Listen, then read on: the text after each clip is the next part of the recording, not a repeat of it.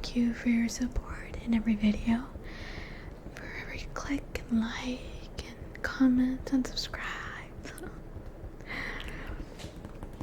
This is chapter 9 of A Court of Thorns and Roses. The following morning, as Alice and the other servant women prepared my bath, I contemplated my plan. Tamlin had mentioned that he and Lucian had various duties, and aside from running into him in the house yesterday, I'd seen neither of them around. So, locating Lucian alone would be the first order of business. A casual question tossed in Alice's direction had her revealing that she believed Lucian was on border patrol today and would be at the stables preparing to leave. I was halfway through the gardens, hurrying toward the outcropping of buildings I'd spied the day before, when Tamlin said from behind me, "No tripwires today?" I froze mid-step and looked over my shoulder. He was standing a few feet away. How had he crept up so silently on the gravel? Very stealth, no doubt. I rolled calm into my veins, my head. I said as politely as I could, "You said I was safe here, so I listened." His eyes narrowed slightly, but he put on what I suppose was his attempt at a pleasant smile. "My morning work was postponed," he said. Indeed, his usual tunic was off, the baldric gone, and the sleeves of his white shirt had been rolled up to the elbows to reveal tanned forearms corded with muscle. "If you want to ride across the grounds, if you're interested in your new residence, I can take you." Again, that effort to be accommodating, even when every word seemed to pain him. Maybe he could eventually be swayed by Lucian, and until then, how much could I get away with if he was going to such lengths to make his people swear not to harm me, to shield me from the treaty? I smiled blandly and said, "I'd prefer to spend today alone, I think, but thank you for the offer." He tensed. "What about—" "No, thank you," I interrupted, marveling a bit at my own audacity. But I had to catch Lucian alone, had to feel him out. He might already be gone. Tamlin clenched his hands into fists, as if fighting against a claws itching to burst out, but he didn't reprimand me, didn't do anything other than prowl back into the house without another word. Soon enough, if I was lucky, Tamlin wouldn't be my problem anymore. I hurried for the stables, tucking away the information. Maybe one day, if I was ever released, if there was an ocean and years between us, I would think back and wonder why he'd bothered. I tried not to look too eager, too out of breath when I finally reached the pretty painted stables. It didn't surprise me that the stable boys all wore horse masks. For them, I felt a shred of pity at what the blight had done, the ridiculous masks they now had to wear until someone could figure out how to undo the magic binding them to their faces. But none of the stable hands even looked at me, either because I wasn't worth it, or because they too resented me for the death of Andrus. I didn't blame them. Any attempt at casualness took a stumble when I finally found Lucian astride of black, gelding, grinning down at me with 2 white teeth. "Morning, Farah." I tried to hide the stiffening in my shoulders, tried to smile a bit. "Going for a ride or merely reconsidering Tam's offer to live with us?" I tried to recall the words I'd come up with earlier, the words to win him, but he laughed and nodded pleasantly. "Come now, I'm to patrol the southern woods today, and I'm curious about the abilities you used to bring down my friend, whether accidental or not. It's been a while since I encountered a human, let alone a fey killer. Indulge me in a hunt." Perfect. At least that part of this had gone well, even if it sounded as lovely as facing a bear in its den. So I stepped aside to let a stable boy pass. He moved with fluid smoothness, like all of them here, and didn't look at me either. No indication at all of what he thought of having a fey killer in his stable. But my kind of hunting couldn't be done on horseback. Mine consisted of careful stalking and well-laid traps and snares. I didn't know how to give chase atop a horse. Lucian accepted a quiver of arrows from the returning stable boy with a nod of thanks. Lucian smiled in a way that didn't meet that metal eye, or the russet one. "No ash arrows today, unfortunately." I clenched my jaw to keep a retort from slipping off my tongue. If he was forbidden from hurting me, I couldn't fathom why he would invite me along, save to mock me in whatever way he could. Perhaps he was truly that bored. Better for me. So I shrugged, looking as bored as I could. "Well, I suppose I'm already dressed for a hunt." Perfect, Lucian said, his metal eye gleaming in the sunlight slanting in through the open stable doors. I prayed Tamlin wouldn't come prowling through them. Brady wouldn't decide to go for a ride on his own and catch us here. Let's go then, I said, and Lucian motioned for them to prepare a horse. I leaned against the wooden wall as I waited, keeping an eye on the doorway for signs of Tamlin, and offered my own bland replies to Lucian's remarks about the weather. Mercifully, I was in astride of a white mare, riding with Lucian through the spring-shrouded woods beyond the gardens. I kept a healthy distance from the fox-masked fairy on the broad path, hoping that an eye of his couldn't see through the back of his head. The thought didn't sit well, and I shoved it away, along with a part of me that marveled at the way the sun illuminated the leaves and the clusters of crocuses that grew like flashes of vibrant purple against the brown and cream. Those were things that weren't necessary to my plans, useless details that only blocked out everything else. The shape and slope of the path, with trees were good for climbing, sounds of nearby water sources. Those things could help me survive if I ever needed to, but like the rest of the grounds, the forest was utterly empty.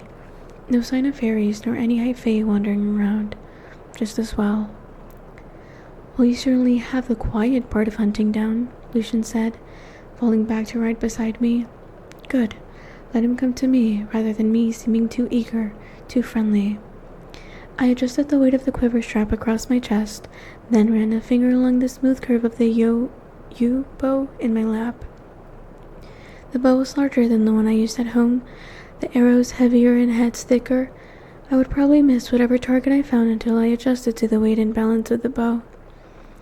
5 years ago, I'd taken the very last of my father's coppers from our former fortune to purchase my bow and arrows. I then allotted a small sum every month for arrows and replacement strings. Well, Lucian pressed. No game good enough for you to slaughter? We've passed plenty of squirrels and birds.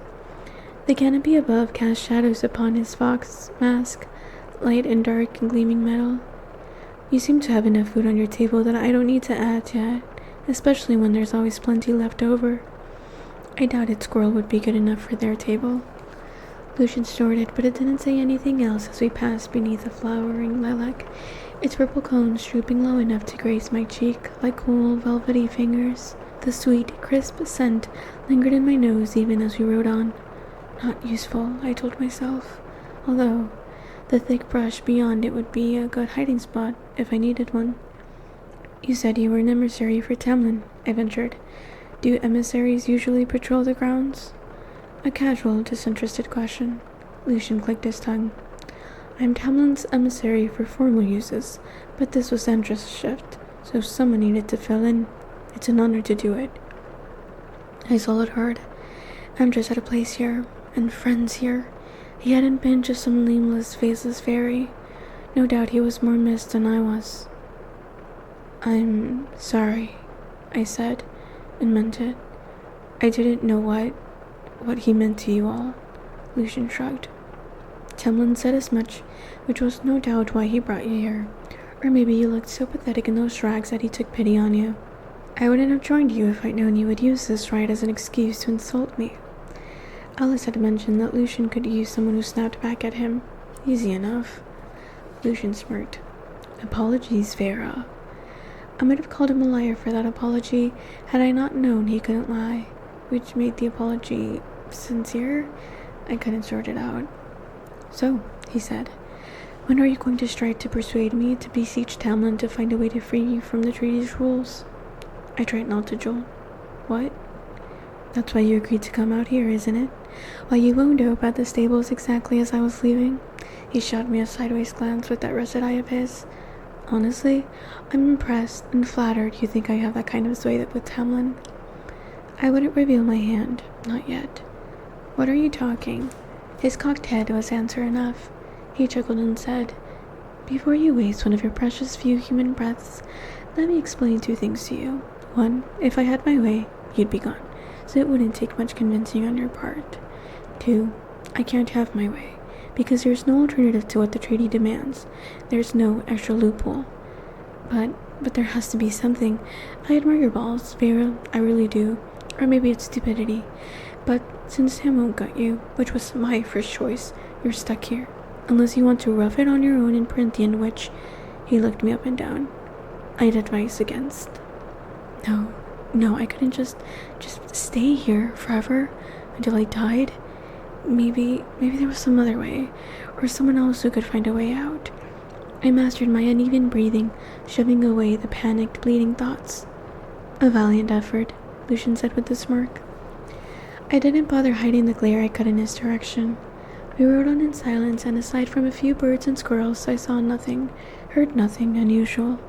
After a few minutes, I'd quieted my riotous thoughts enough to say, "Where is the rest of Tamlin's court? They all fled this blight on magic?" "How'd you know about the court?" he asked so quickly that I realized he thought I meant something else. I kept my face blank. "Do normal estates have emissaries?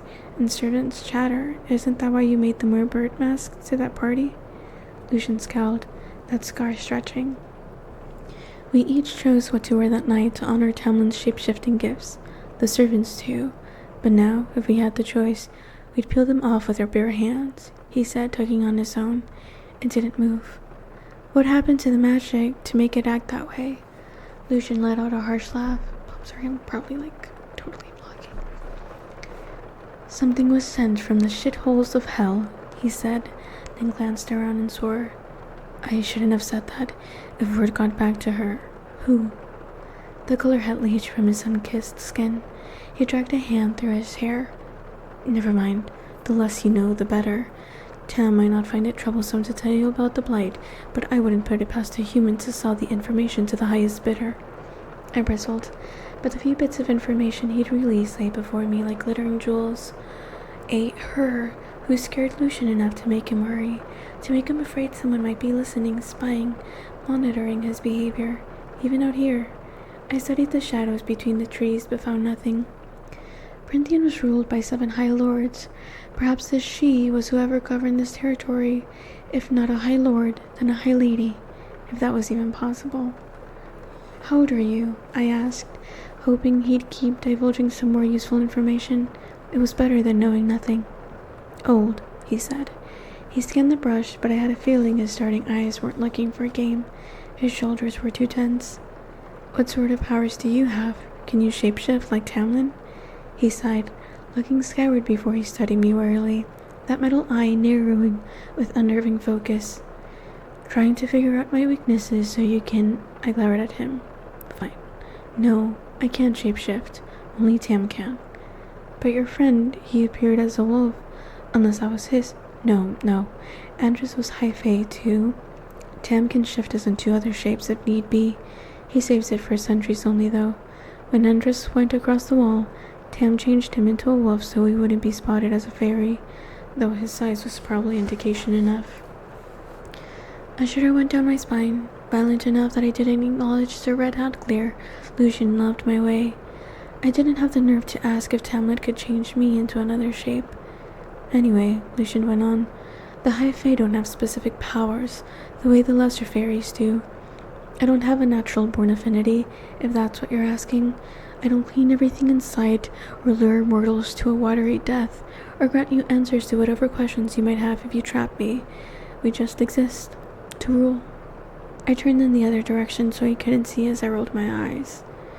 I suppose if I were one of you, I'd be one of the fairies, not high fae, a lesser fairy like Alice, waiting on you hand and foot. He didn't reply, which amounted to a yes. Without arrogance, no wonder Lucian found my presence as a replacement for his friend to be abhorrent. And since he would probably loathe me forever, since he'd ended my scheming before it had even begun, I asked, How'd you get that scar? I didn't keep my mouth shut when I should have, and was punished for it. Tamlet did that to you? Cauldron, no, he wasn't there, but he got me the replacement afterward. More answers that weren't answers. So there are fairies who will actually answer any question if you trap them? Maybe they'd know how to free me from the treaty's terms. Yes, he said tightly. The cereal. But they're old and wicked, and not worth the danger of going out to find them. And if you're stupid enough to keep looking so intrigued, I'm going to become rather suspicious and tell Tam to put you under house arrest. Though I suppose you would deserve it if you were indeed stupid enough to seek one out. Seek one out. They had to look nearby then, if he was as concerned. Lucian whipped his head to the right, listening, his eye whirring softly. The hair on my neck stood, and I had my bow drawn in a heartbeat, pointing in the direction Lucian stared. "Put your bow down," he whispered, his voice low and rough. "Put your damned bow down, human, and look straight ahead." I did as he said, the hair on my arms rising as something rustled in the brush. "Don't react," Lucian said, forcing his gaze ahead too, the metal eye going still and silent. "No matter what you feel or see, don't react. Don't look. Just stare ahead." I started trembling, gripping the reins in my sweaty hands. I might have wondered if this was some kind of horrible joke, but Lucian's face had gone so very, very pale. Our horses' ears flattened against their heads, but they continued walking, as if they'd also understood Lucian's command. And then I felt it. And that's the end of chapter 9. Sorry guys, that's unfortunate. Alright guys.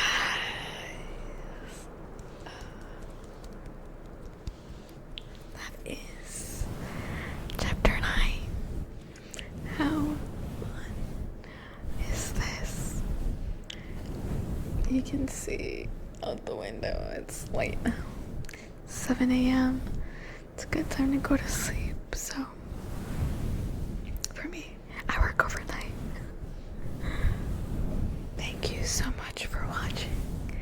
Thank you so much for reading with me. It's so much fun.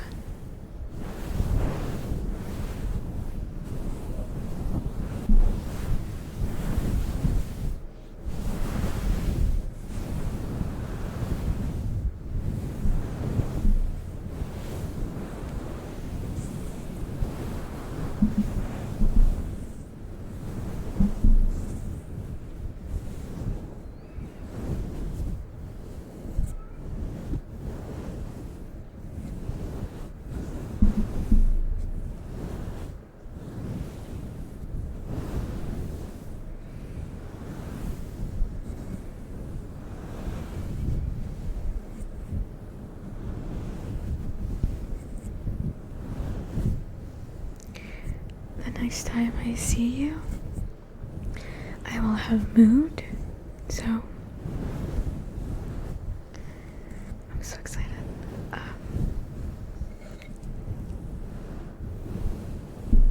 Make sure to subscribe so you can get notifications and see videos on your home feed once I publish.